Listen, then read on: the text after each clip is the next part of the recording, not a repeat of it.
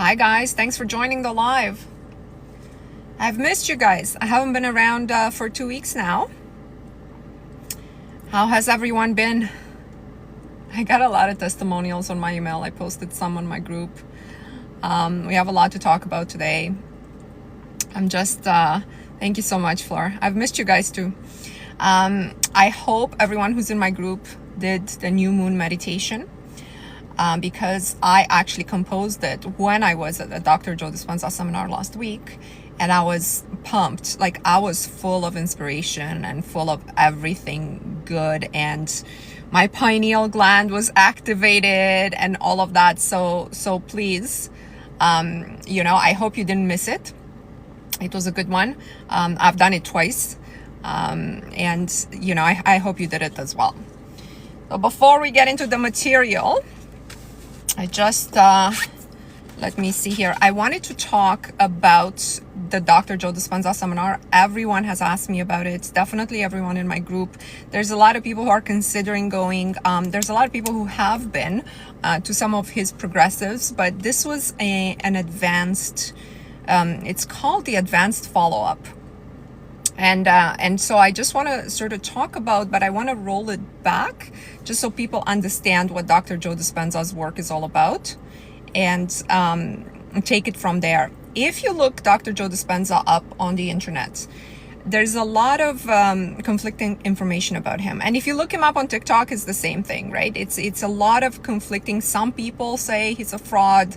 Some people say put them in spiritual psychosis. Some people had great results with him. So the opinions on him are very, very polarized. And I wanna tell you, sort of unpack it a little bit, just so you understand, just so you have the right expectations if you're going into his work, if you're going to his seminars, etc. So Dr. Joe Dispenza is a chiropractor, okay? He is allowed to use the title doctor, but in the medical community, he is not considered a doctor. Because I know I see a lot of things that comes out that it's like, oh, he's not a real doctor.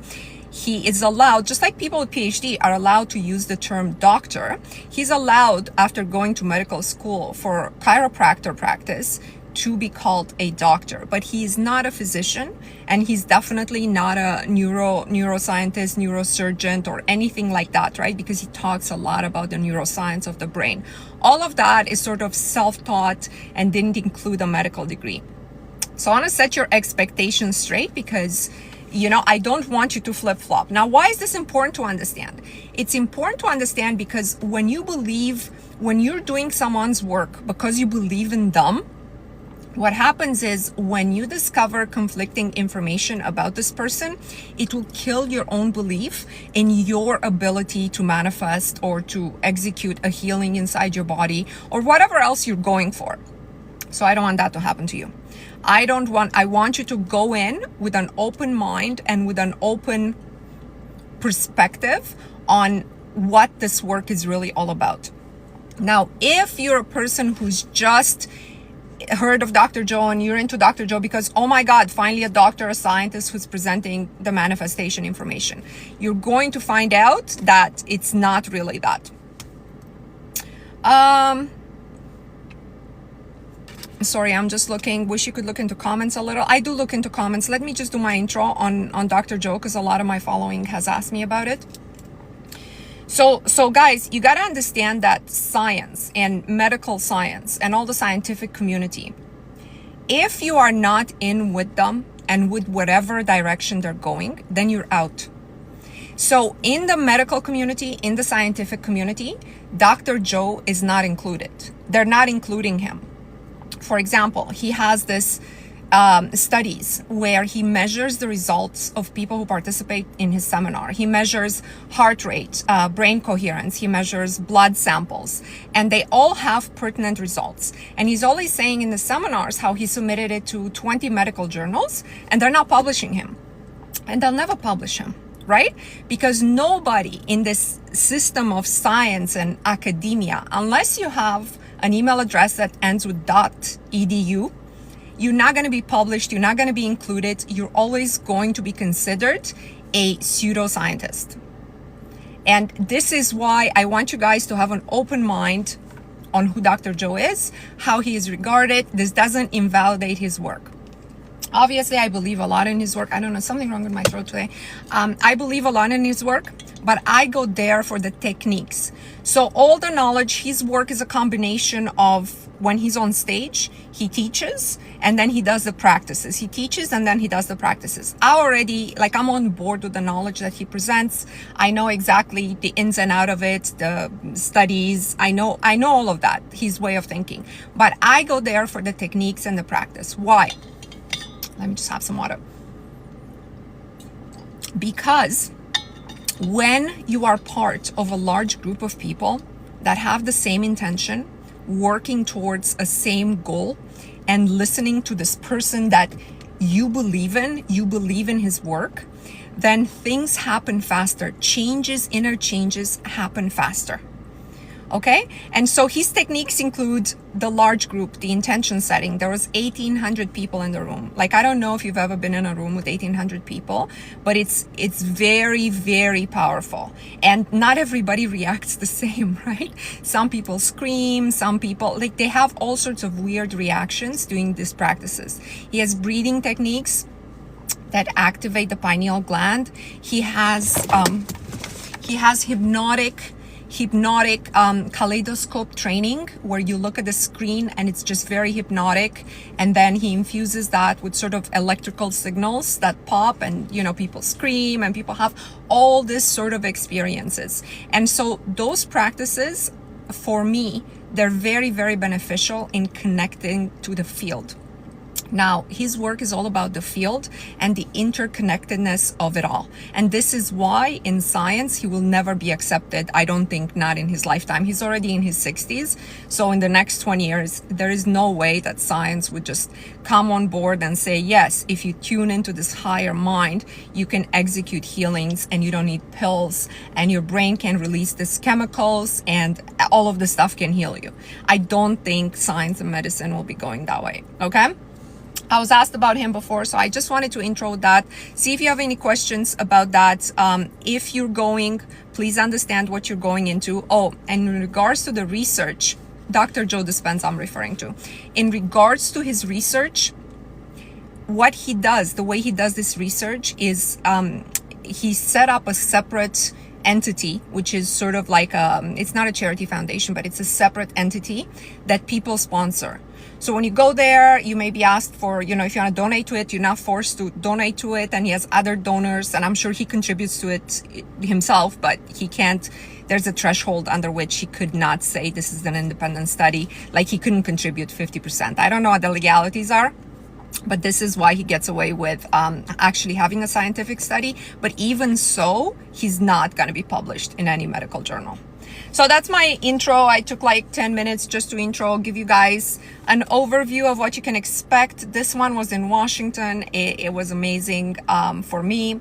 It's just amazing also to go somewhere, he does it at this nice resorts. He gets an amazing nightly rate. Like, the hotel is $500 a night and he gets it for like, I don't know, I think $270 a night. It was at the Gaylord Resort in Washington. You connect with people. That's the beauty of it, right? You have these breaks where you connect with people, you meet all sorts of different people who are into this work. And I find that very, very valuable. And of course, participating in this group intention and stimulating exercises is very beneficial, in my opinion.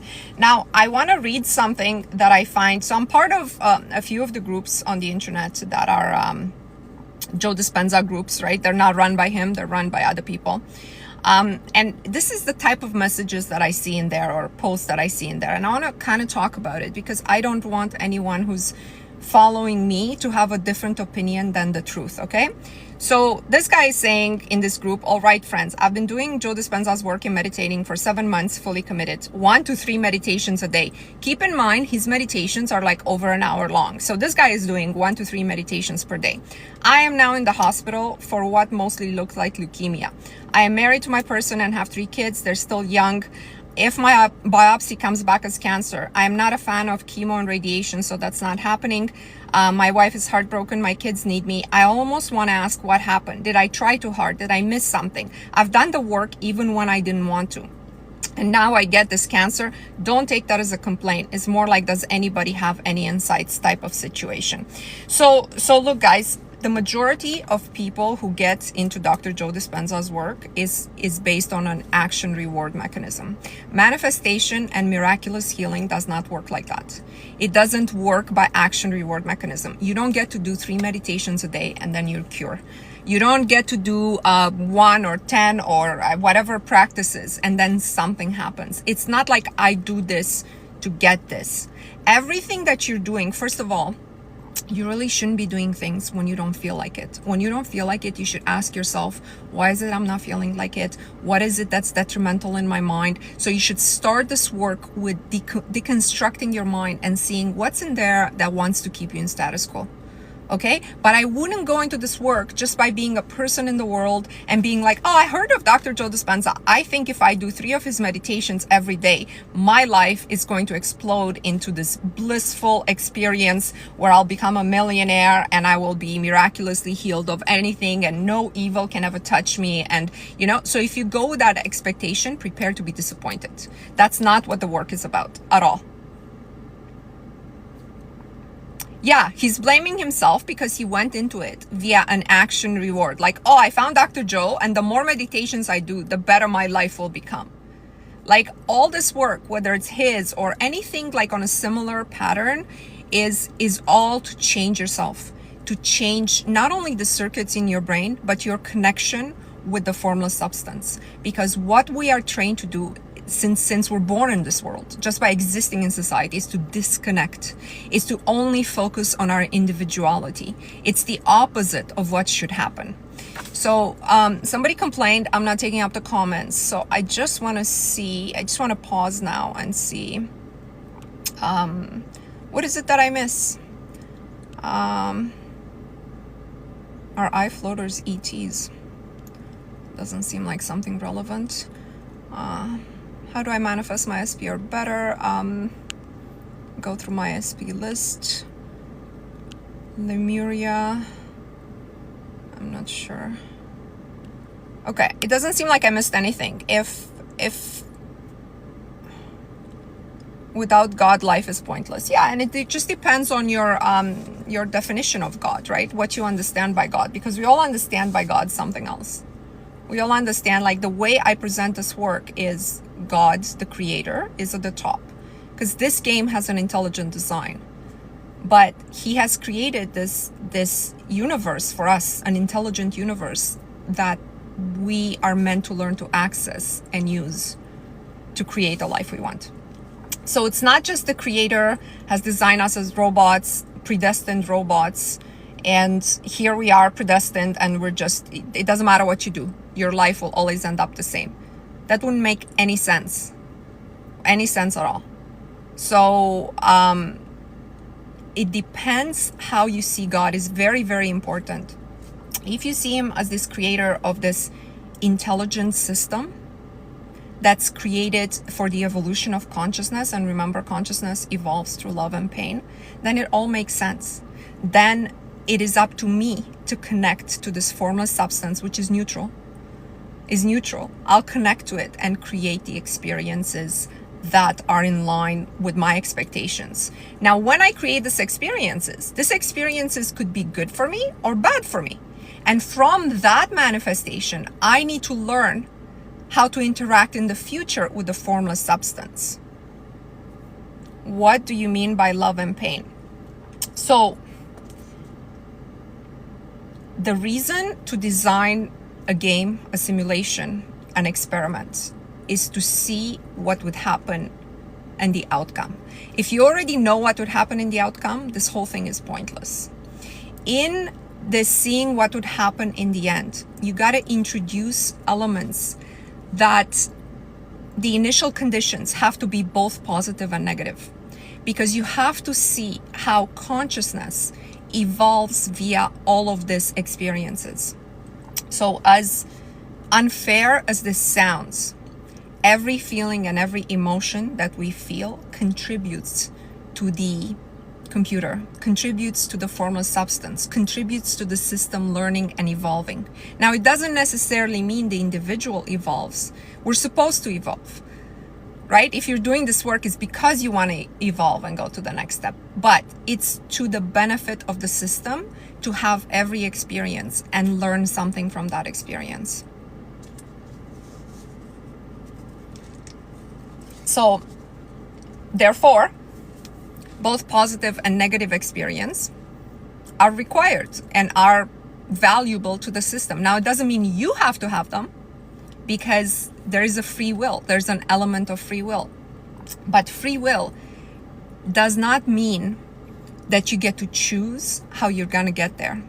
See, because people misunderstand. They think free will is like, I woke up and I have free will to go to the store or call in sick or go to work or do whatever I want. That's not what free will is. Free will is simply deciding on an outcome. How you get to the outcome is not up to you. I don't think enough people really contemplate this. It's not really up to you. And it can be via a positive manner or a negative manner. Let me give you an example. Let's say you're a woman and you're married, and you're this guy, your husband, and you guys want to go from a 2-bedroom apartment to a beautiful estate home.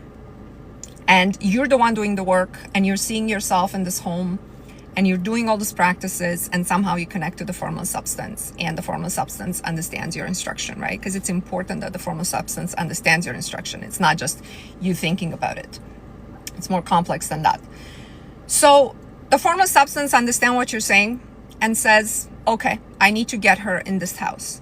It's very possible it will get you in that house by you finding out your husband's cheating on you, or directing him to cheat on you so that you find out, you break up with him, and via some serendipitous circumstances you meet another man who has this estate home and you and him get married.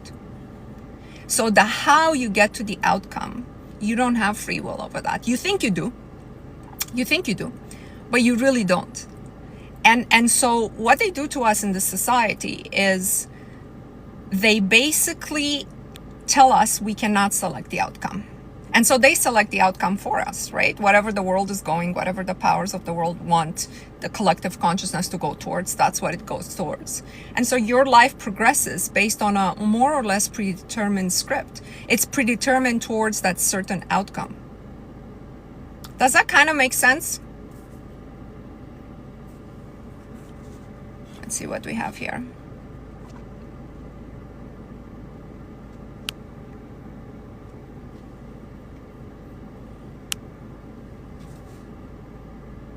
God directs our steps, but not in the religious sense. Can I make a video about this? Yeah, I think I can. I think this complex, I don't want to introduce really complex concepts because I don't necessarily think you need to understand the background of this. I don't want to lose a lot of people along the way. Even the video that I've done about shaping the body, I got comments that this is too complicated.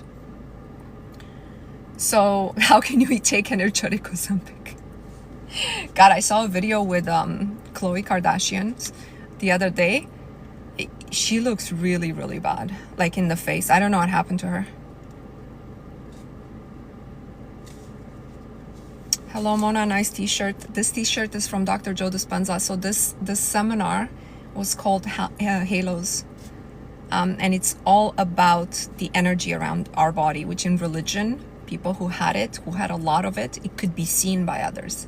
They were called halos in religion.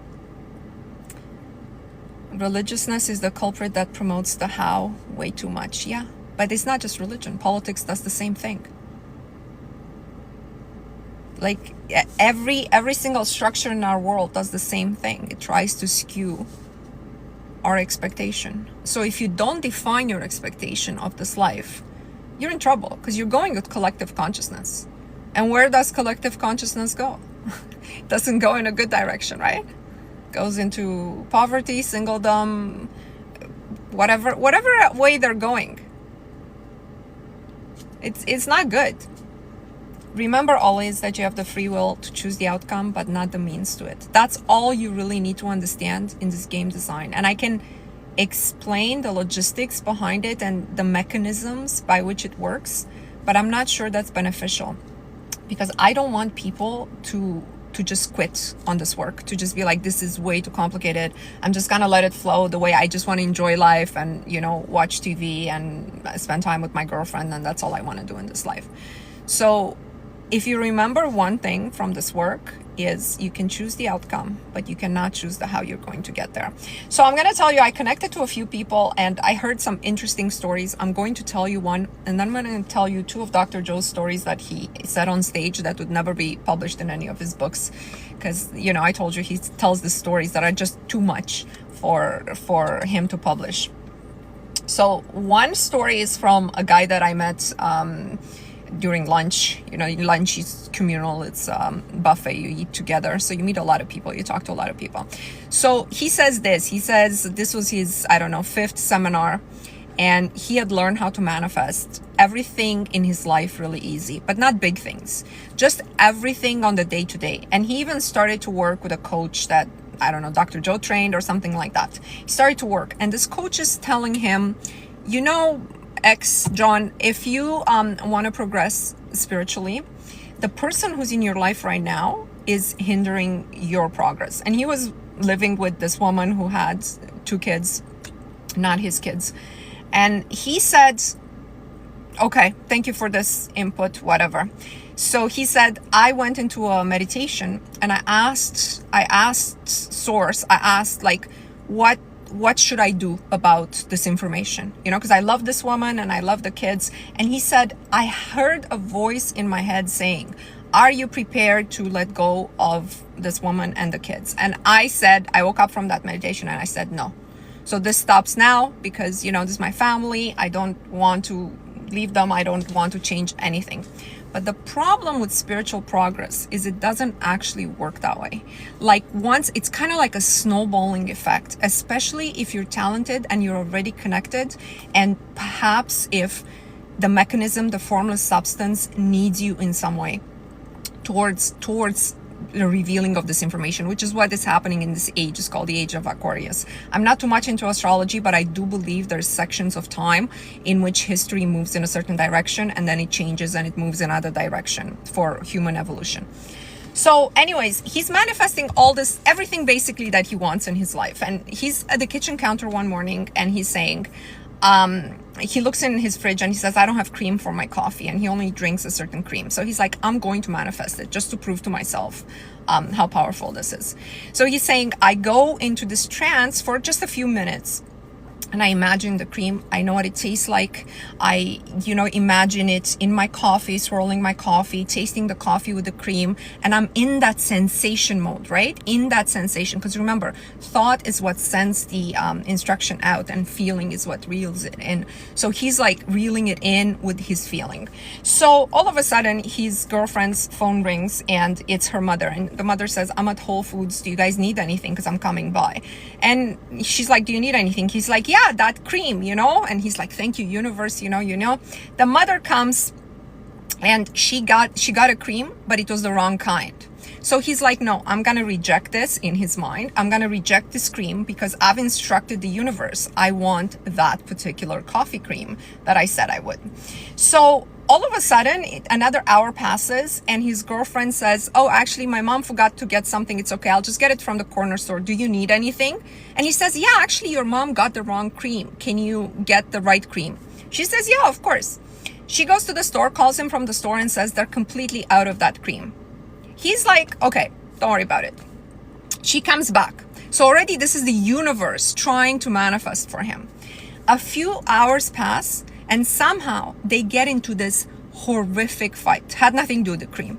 They get into something that incredible, at the end of which she says, pack your bags, you're out of my house and you're out of my life. Goodbye. Like, you're done. Just leave. So he's like completely flabbergasted by this turn of events. By this point, of course, he completely forgot about the cream. And he packs his bags. He has nowhere to go because he's been living with her for 2 years. He has nowhere to go. He calls his mother, who lives an hour and a half away. She's like, of course, son, come home. She goes to his mom's house, an hour and a half of driving with his bag. He gets there and he's just like so hungry and tired. He opens the fridge and of course, on the top shelf, what do you think it was? His exact cream. The exact cream he was manifesting all day for that coffee. So why is this a relevant story? He told me other stuff too, but I don't have time to get into it. No. The formless substance is neutral. And if you insist, and if you're talented, and if you're actually able to produce the feeling, it will not stop until it gives you exactly what you requested. But it may be to the complete destruction of your life in the process. Okay? Me, I would not do this work for the small things. I would not do it. Yeah, they broke up. They were completely done. Thank you. I would not, because they're not that important that I want to set the universe in motion so that no matter what, I get what I want all of the time, no matter what, in that sense, right? So I keep my outcomes. Somebody asked me how to write goals, okay? So somebody who's doing my 60-day challenge in bio, she sent me her set of goals that she set, because I have goals in 5 areas of life that, you know, I give examples on how to set it. And hers were not really defined properly, and she said, can you look at them, can you help me out with this? So I want to tell you guys, I can't offer this for everybody who's doing the challenge, obviously, because it takes a long time to just sort through someone's writing and put it all together. So I told her I can't do it for her specifically outside of coaching, but I would give input to everybody who wants to do it. So first of all, your goals have to be related to you and only to you. What she had in there is like in her relationship goals, she had, you know, my husband always brings me surprises. And it was like a lot about him and not really about herself. Everything that you're manifesting has to be about you. And in addition to that, it all has to fit together. So if you want to live a cool life of traveling, but you are at the same time, I don't know, want to establish a real estate business that you need to be present for, like a brokerage, or you want to buy 2 rental properties, you're not going to be able to manage that from the Philippines if you're in the US. You understand? So it's not, the goals have to fit together. They have to fit together. They have to have visuals that match together with it. One example of this would be in your dating life, you're manifesting a husband. Let's say you're single, you're manifesting a husband. You go to a bar, you meet a cute guy, you know he's not your husband. You know he's not husband material. But you're like, well, I'm single right now, and, you know, I'll just go for him. I'll just go. He's, you know, enamored by you, with you within like 2 drinks or whatever. It's exciting. So maybe you go home with him. Maybe you see him a couple more times. That is not in alignment with your goal of getting married. You already know he's not the one you will marry. So what you're doing now, you're thinking it's harmless. You're thinking you're just having some fun, but really you're changing the trajectory of the potential future that you're instructing the universe. Because remember, 3D doesn't matter, but the action you take in 3D matters immensely, because every action we take is an instruction in 3D, is an instruction in the formless, not in 3D, in the formless substance as to what we want. So the universe is like, she has figured out this is not husband material, but she went for it. So I misunderstood something about the husband thing, because obviously her intention is going this way. And this is what a lot of people don't understand, that once you set an outcome and a goal, you have to measure your actions as to, do they actually fit in this goal? Do they fit with this goal? Okay, this is what I would have to say about how to write goals. Number 1, make them about yourself. Number 2, make sure they fit together. They're not in contradiction with one another. It's very easy for the goals of your love life to be in contradiction with your business life, to be in contradiction with, you know, even your body. It's very, you know, like for example, this woman I was coaching with, she was trying to get pregnant. She was in her early 40s trying to get pregnant, recently married. So for her, she's saying, you know, I've been having weight issues and I was struggling and I don't know how to imagine my body. And I said, don't imagine your body right now in any other way than what it is. Right now, you just need to imagine the baby, because this is your focus. Now, while you're pregnant, your body is not going to shape up and be slim and defined. And if when you insist on this slim and defined body, you're also trying to get pregnant, it's a problem. Or if you right now put pictures of the ideal body on your vision board, you can put pictures of the baby, but it depends on your energetic signature and your intention as to where the universe will find it easier to go. Because those goals are in contradiction, right? When you're trying to get pregnant and have a baby, you're not going to have an ideal body. So you really got to check yourself for this contradiction in your goals that maybe you have. Do you really think this whole fight and breakup happened because he insisted on his cream? I think there were a couple of things that were going on there. Okay, number one, I think he spiritually knew that this person was not for him, exactly like his coach told him in terms of his spiritual life. She was a very down-to-earth person. Okay, so I think when you're going in this direction, you don't have control over the how, and it only takes a small tipping point intention to compound with this bigger intention of growing spiritually that will completely crash several instances of your life. Could be a job loss, could be boyfriend loss, could be all of these things together.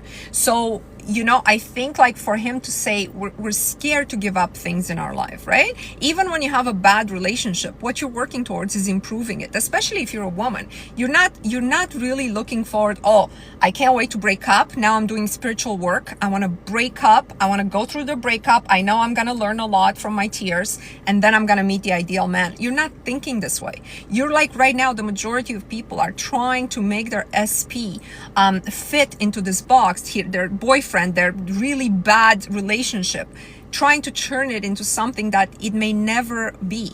And depending how you grow spiritually, the universe may just take care of it if you're actually doing proper spiritual growth. Now, this guy, to end the story with him, he was now living with what he said is the love of his life. So, this was the story with the woman with 2 kids, was a few years back when he started. Again, this was his 5th or 6th seminar.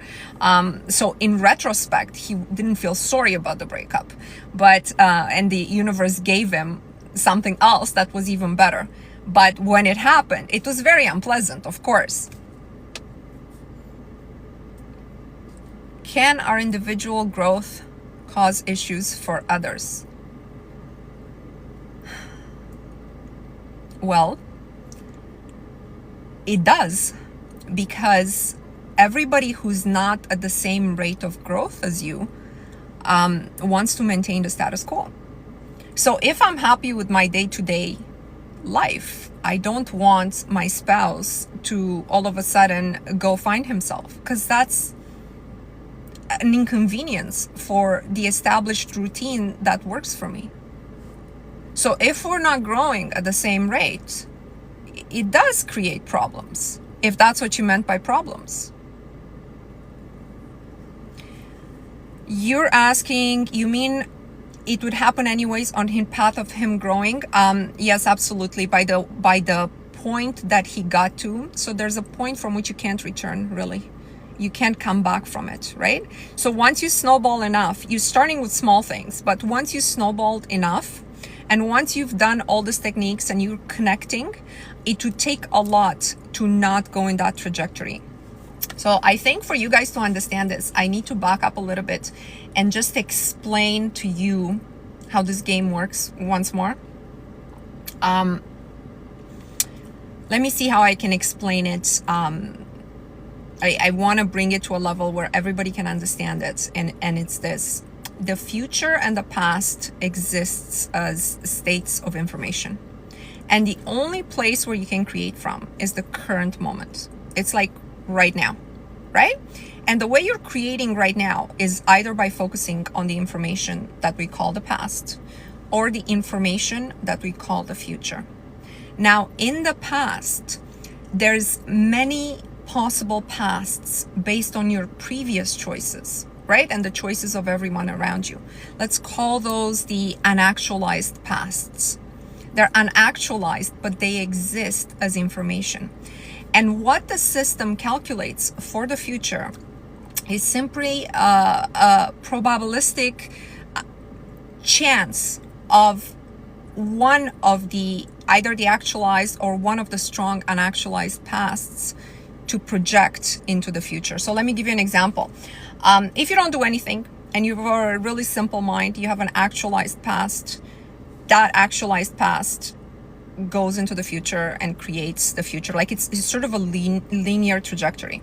If you have a mind that's super analytical, that's always ruminating on the past, right? So when you access state vectors from the past, this unactualized pasts, let's say you made a mistake, but you're thinking, damn, if I didn't do this, I would have done this, and you're contemplating another choice, that choice may gain more probability than the actual past that happened. This is how revision works also. And so that choice will be the one that projects child state vectors into the future. Now, where you're doing this work, you're doing this work in the now, only in the now, only from the present moment. And from the present moment, what is required? Awareness. Awareness is required in the present moment in order to do this. You have to be aware that, hey, where am I? What am I doing right now? What am I thinking right now? Am I accessing the information I call the past, or am I accessing the information that I call the future? So what you've asked about this guy was, I forget. It would happen anyways on the path of him growing. So he's done enough of this past. So by this time, the work that he's done is an actualized past. And because it's spiritually aligned with whatever he's naturally inclined to. By the way, if you start the spiritual work and you're not naturally inclined towards it, you will know it. So let's say he's naturally inclined towards it. That actualized past carries a lot of weight into the probable future. So even if right now he says, no, I don't want to let go of, my spouse and her kids and whatever, that state vector that's projecting from the past has a certain trajectory. And that probability of that trajectory is higher on him growing spiritually and being with a partner that supports his spiritual growth, a partner that's aligned. Right? That's what it does. It's an energetic system that has gained momentum. And that energetic system that has gained momentum, what does any energetic system wants to do? We talked about this before. It wants to keep existing and it wants to keep going in the same direction. Both bad energetic systems and good energetic systems, right? In fact, they're all, like, as far as the game is concerned, they're all neutral energetic systems. Are we still together in this conversation? So it's very, very important when you do this work. There's a mystical element to it, but there's also an element that can be understood very scientifically, okay? But not scientifically in a way that they'll publish it in a scientific journal. It can be understood logically the way it happened, even though there's an element of the mystical. Yeah, it's really interesting. And once you start thinking of things this way, you can't not think of things this way.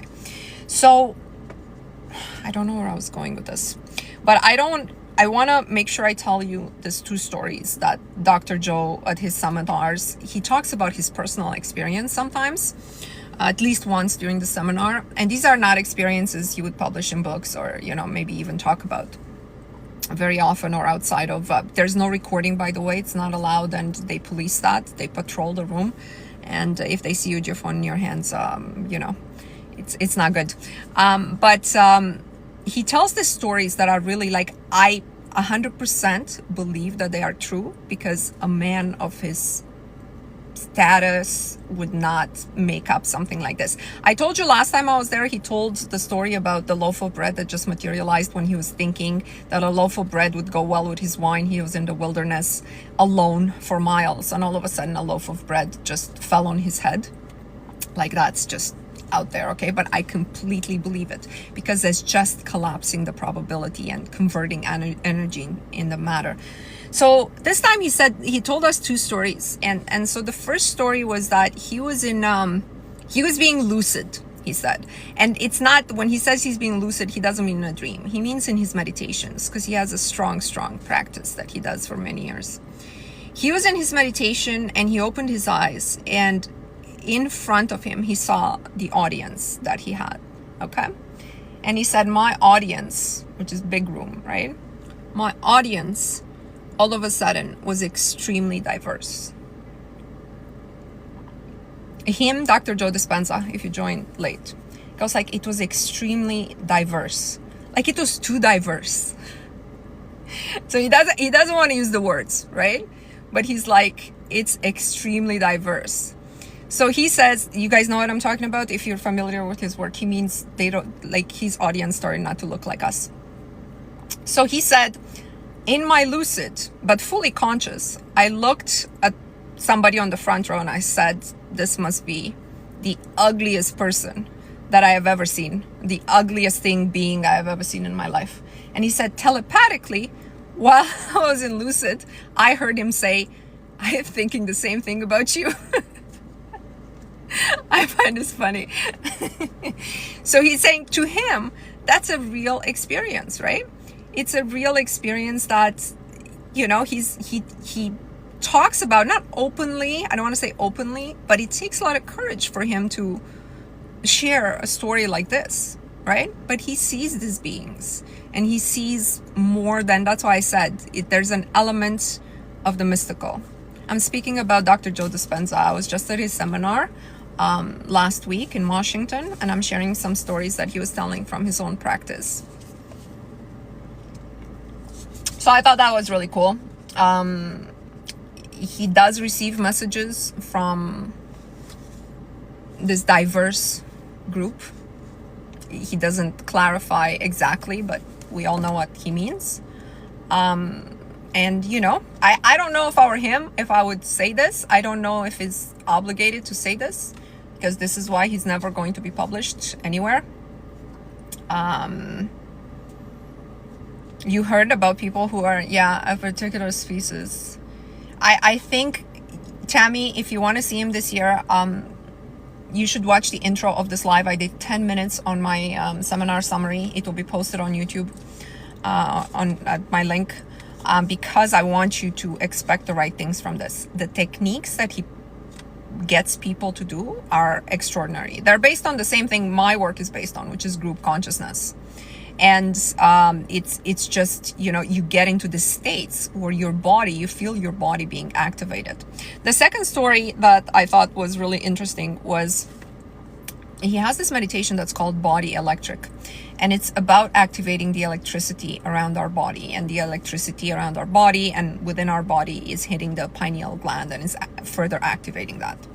So he has this story where he often activates his electric body to attract whatever things he wants, or he actually doesn't say why he activates it. I did feel differently during this specific meditation, but not necessarily during any of the others. Like, there are people who, like I said, there's a lot of screaming in the room and it's disturbing. I don't know how some people bring their children to this, but there's like youth there, like 13, 14 years old. I think that's too disturbing for somebody that young. But these things do activate, and you can feel the sensations of your chakra, it depends where you're at on the spectrum. You'll have a different experience. Everybody has a different experience. So he's telling the story about activating his, you know, electric body in a meditation, and he was on a wine tour in Italy with a whole bunch of people. And he's at this wine tour and he's feeling the after effects of his meditation. So again, this is a story he's telling on stage. He's feeling the after effects of his meditation, and it's building up on him, like the electricity is building. So when this electricity is building, it sends you into convulsion. It's almost like it's orgasmic, right? So it will put you into a shake like this. So he's feeling it building, and he's looking around himself, and he's like, it's wooden floors. So he's actually at this point thinking of just lying down on the floor, because, you know, if he's gonna fall out of his chair, he's going to, you know, hurt him on the wooden floor. There's no carpet. So he's saying there's this woman next to him and says, is everything okay? Because he's already like not okay. So he's saying, yeah, I just have too much energy. And she says to him, you know what? I could use some energy. Give me some of that. Like, this is not a woman who knows who he is, right? Just give me some of that. And he's like, okay. And in that, he goes like, I swear to you guys, in 5 minutes, she was on the floor convulsing. To me, this story is very, very relevant. Why? It contains a key point. A key point. Can anybody think what's the most relevant in this story? And meanwhile, I'll take a question. Is the screaming trauma release? For sure, part of it would be that. But it's really awful. Like, some of the screams are really awful. And imagine, this is in a room that has deafening music going on already. 1,800 people were all lying next to one another. Like, so you're on chairs, like in a conference, and you roll a sheet to put it in front of your chair, and then you lie down. So you're right next to the other person. So imagine the other person started to scream like he's being exercised. It didn't happen right next to me, but there was a man like 2 people down from me that was sobbing non-stop, doing the whole hour-and-a-half electric body meditation. Like real sobs, real tears, right? So, you know, it's disturbing. It's transferable. Okay, so let's see. It's transferable. Could be witchcraft is transfer. Yeah. So to me, the most, of course, is transferable. That's how you pick up another, you know, has your husband ever come home very, very annoyed, and all of a sudden you feel the shake even before, you know, he gets, of course, all energy is transferable. But what I took from this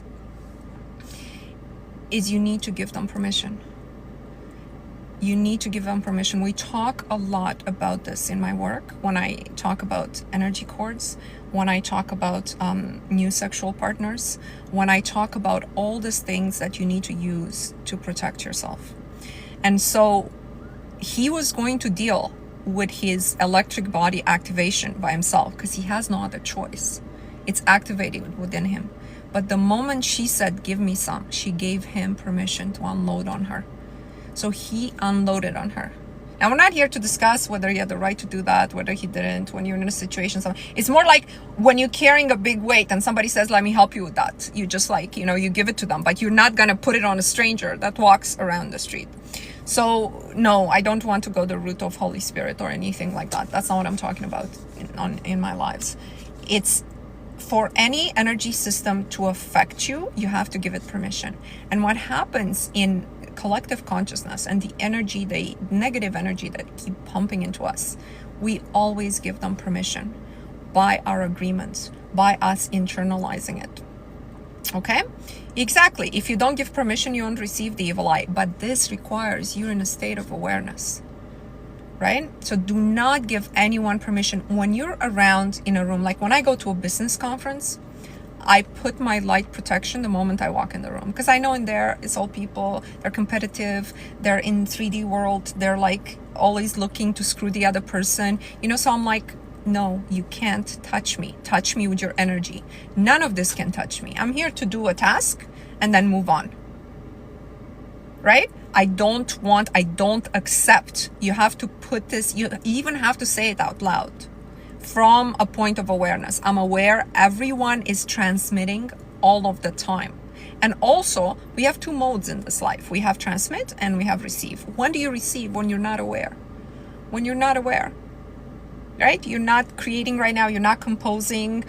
When you're angry, when you're in the, oh my God, that guy cut me off, you're transmitting.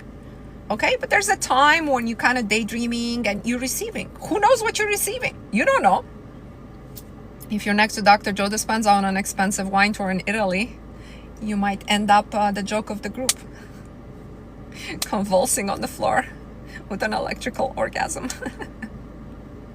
It's very embarrassing. You know, it happened in the room. Like, you could tell. Like, it's just very strange. But I got a lot out of this. I got a lot out of this, and I do feel when he does the breathing for the pineal gland activation, I do it on my own at home as well. It's not the same thing when you do it in the room with 1,800 people. So look, the whole, like, a lot of my work is based on this bringing a group together and doing some. This is why we have repeated practices. We do them all at the same time. We do the meditations. We do the 60-day challenge that I have in my bio. We do repeat for others. Like, it's a lot about group collective consciousness, because think about this. When you combine an intention, it's like you're knocking louder. You're knocking louder into the formless substance, and you're saying, we need to be heard.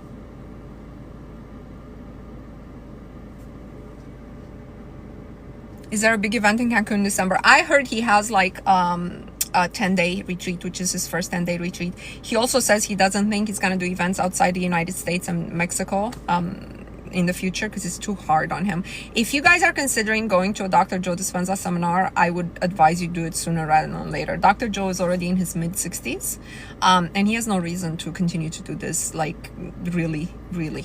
I think he's made a lot of money out of this, which is normal, and I'm happy for him. And he's given a body of knowledge to the world that made this information accessible to so many people, and many people benefited out of his work, me included.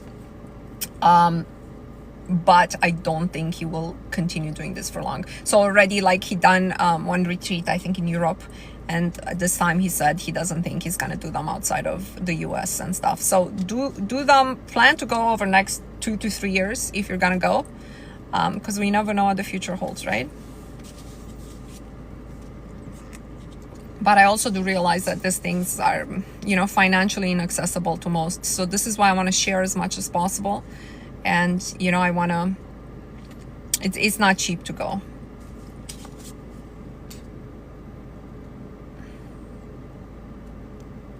Let's see.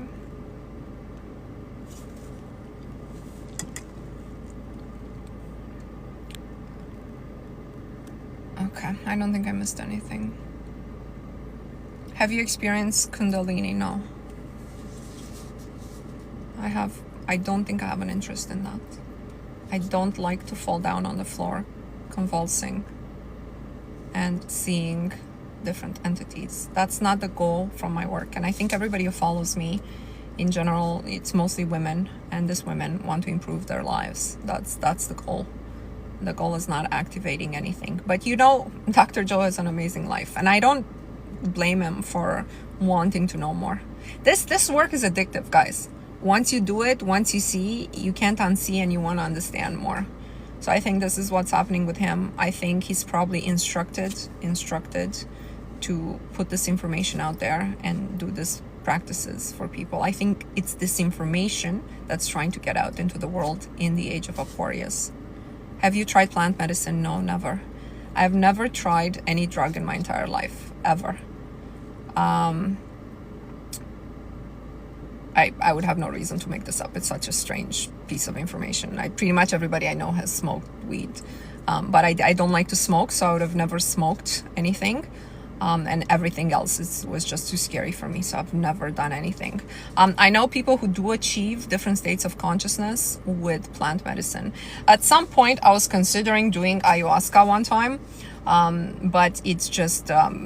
I don't, somebody had an experience. It was a friend of a friend. She had cancer, and she had cancer in the 30s, and she went, her and her husband, somewhere in Brazil or somewhere where they do this plant medicine properly. And she went there to do ayahuasca. She was terminal. And the husband was a good husband. He took care of her until the end, but she was sick for so long. He was cheating on her repeatedly, and she didn't know that, but all the friends knew this. And he was feeling guilty and whatever, but she had been sick for 6-7 years. Okay, let's say they wouldn't touch or whatever. He was dedicated husband to her. And when they did ayahuasca together, she had an amazing experience. She saw angels. She said, she said to my friend, she said, I'm not scared to go. I know what's on the other side. It's so beautiful. It's so wonderful. He came back traumatized from this experience. All he saw was devils. He was tortured, he says. He had nightmares. He would wake up in sweats for 2 years after his experience. And I think, these experiences are all activated from the point that we are inside, right? So the point that he was inside is like immense guilt, but he was like a 36-year-old man, having needs in the world and whatever. And his guilt and shame that was building inside of him for, stepping outside his marriage was too profound for him to see angels and have a positive experience. So I think it's all activated by where we're at inside. And so the only thing this experience shows you is who you are, really. And you would not be able to know the difference between... Guys, I'm going to tell you something. It is actually very difficult to know the truth when it comes to these higher worlds and higher beings. It is impossible, I would say.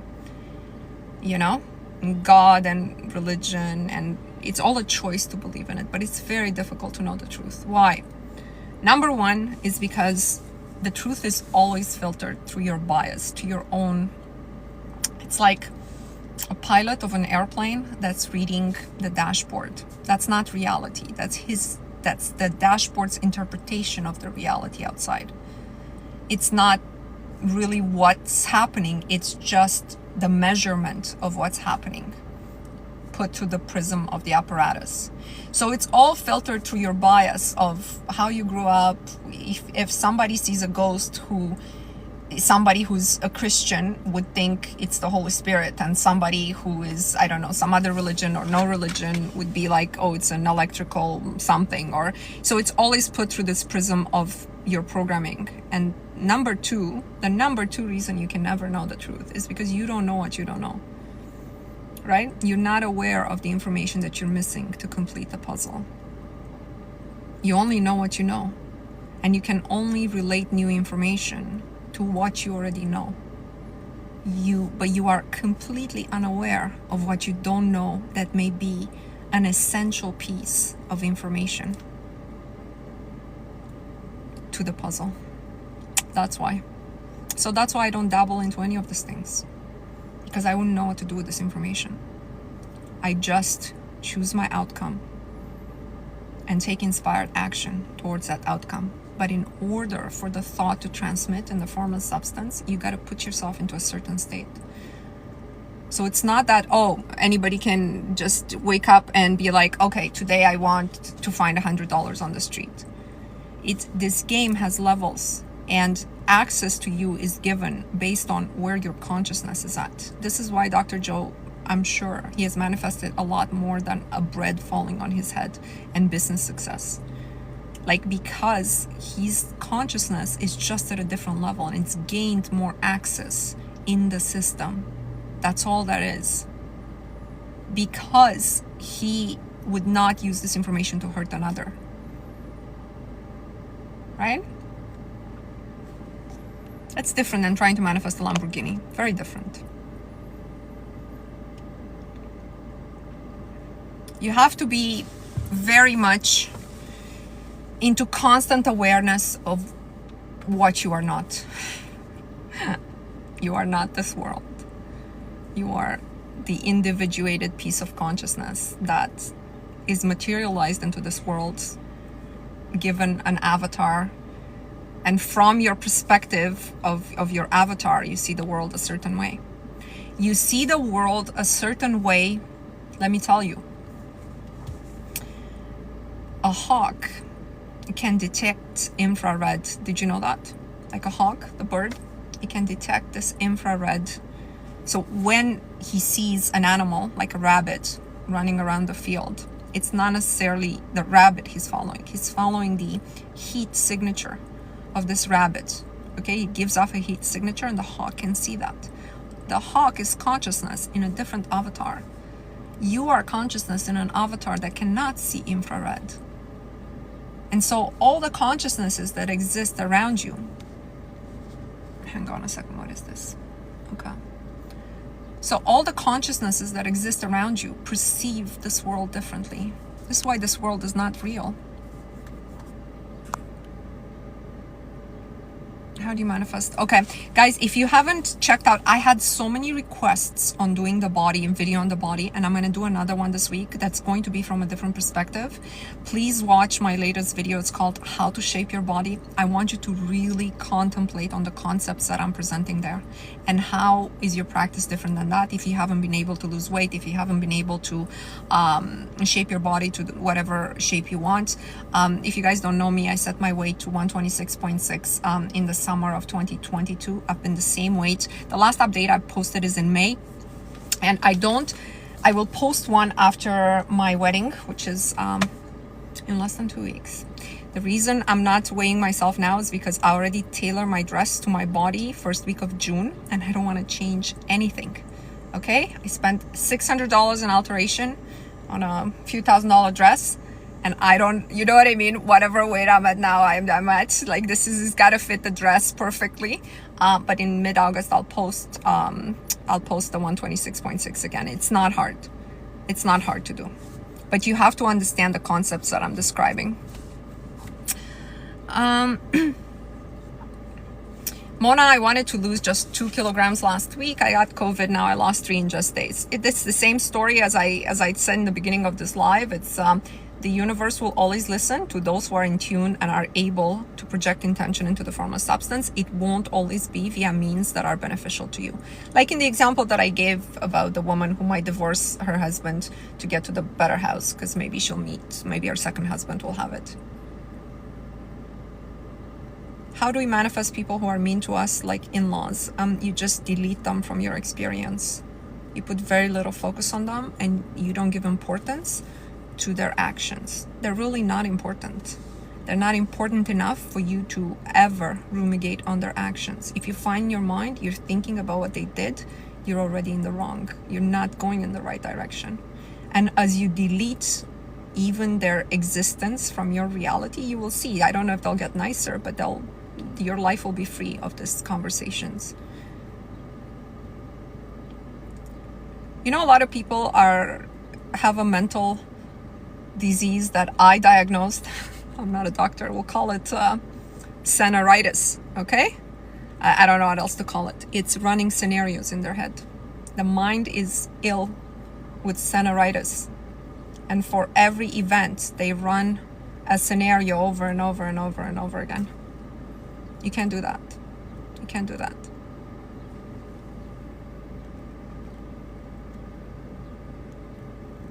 I'm going to leave it as that. I have a lot more material. Because I was gone last week, I'll be back tomorrow. Okay, as an extra treat for you guys, I'll be back tomorrow evening. I want to say at 7 o'clock. I'll put it on the group. I usually just do one live a week, Mondays at 12, but I had a whole bunch of questions that I didn't get to that I want to address and that I'll address tomorrow. So whatever question, I'll make it more about interactive, okay, because I had a lot of stories to tell you. If you want to join me tomorrow at 7 p.m., I will be back. Love you guys. But let's do the 369. I didn't forget. One breath together.